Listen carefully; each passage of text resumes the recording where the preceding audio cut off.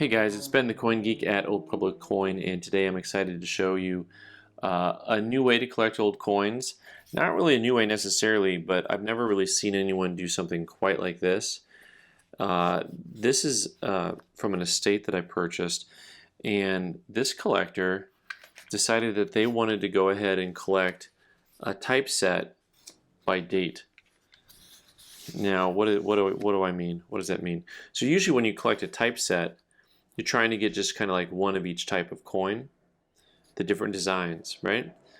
So what this individual did was not only did he go for a typeset, then he went by date also.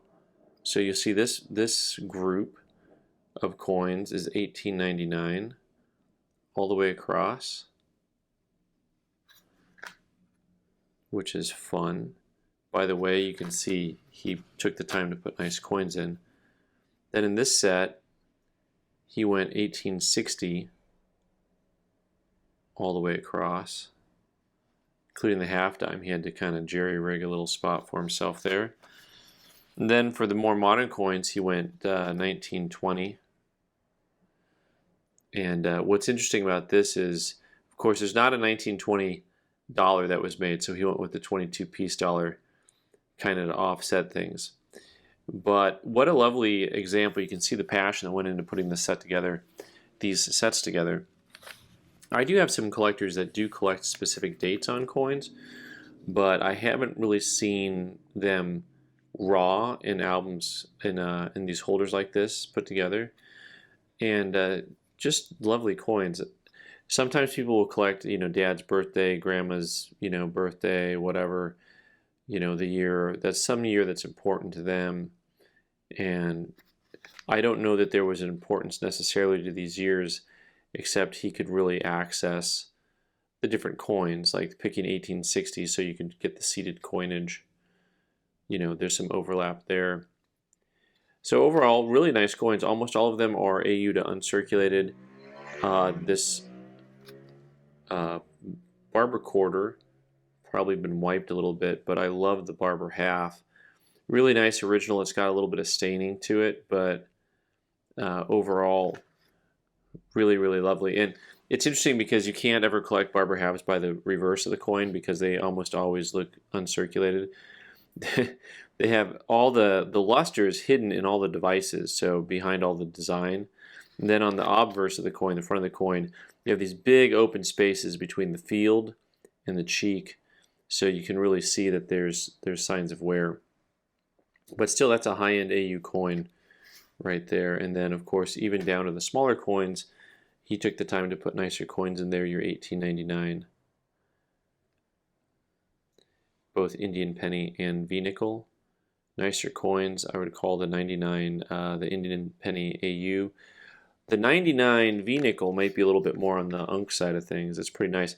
One of the difficulties, I was thinking about this a little bit because, I try to be fair when I buy stuff from people, and it's very difficult in the current market to pay very strong on coins that are, may say, under $200.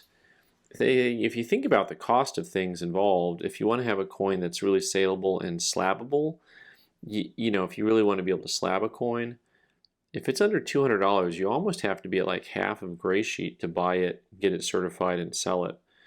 Not exactly, but just don't use just the number 200, but think of coins that are like 150 or $100. All those different price points. What do you have to pay on a coin to be able to get it certified and sell it and still make a profit?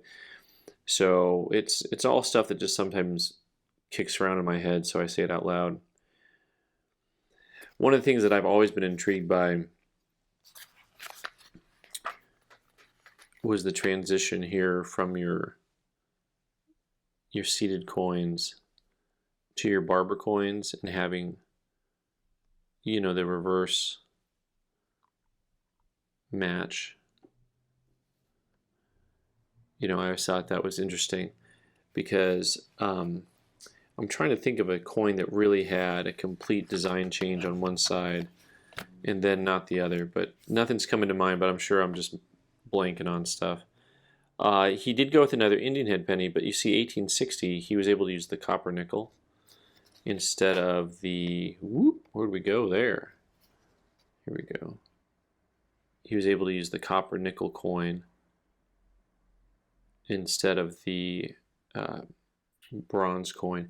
And here the half dime, you know, he made a little spacer for that. You know, the coins that are really tough on this, these seated, a seated dollar in that grade, that's, you know, probably pushing $1,000. You know, that's an expensive coin. Maybe not quite that high. What was fun also for me was looking at all these 1920s coins in high grade. You know, an AU to Unk, this 1920 half is an AU. And just a lovely coin though. All around you can see a little bit of wear on the eagle's breast feathers and up on top of the wing. But overall, it's got a nice eye appeal to it. And then of course the seated quarter, which has that little spot on it, which I'm curious to really be able to get closer and see if that can come off or not, or if that's just going to be always there, so to speak. But once again, the standing Liberty quarters, just lovely coins in high grade. That one's probably also a super slider. It's probably only a 58, but it looks really nice. And then even, you know what's funny to me about the gray sheet about pricing?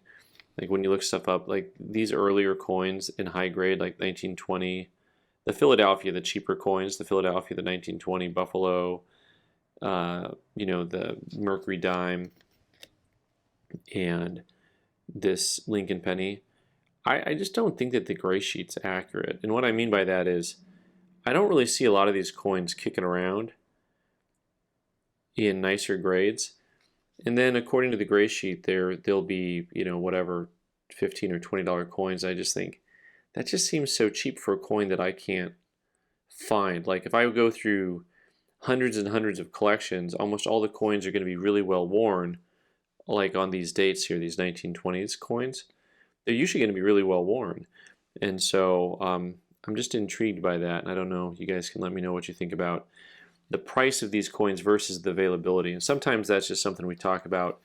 Sometimes it's more theoretical than anything, but that price point versus availability, you know, that's something that's always kind of intrigued me. So anyway, fun way to collect both a type, set, and date sets. Let me know what you think, guys. You can leave your comments down below. I'm Ben the Coin Geek. Thanks for watching. You can subscribe by clicking on the owl button in the corner and watch more videos on the right side of the screen. Thanks.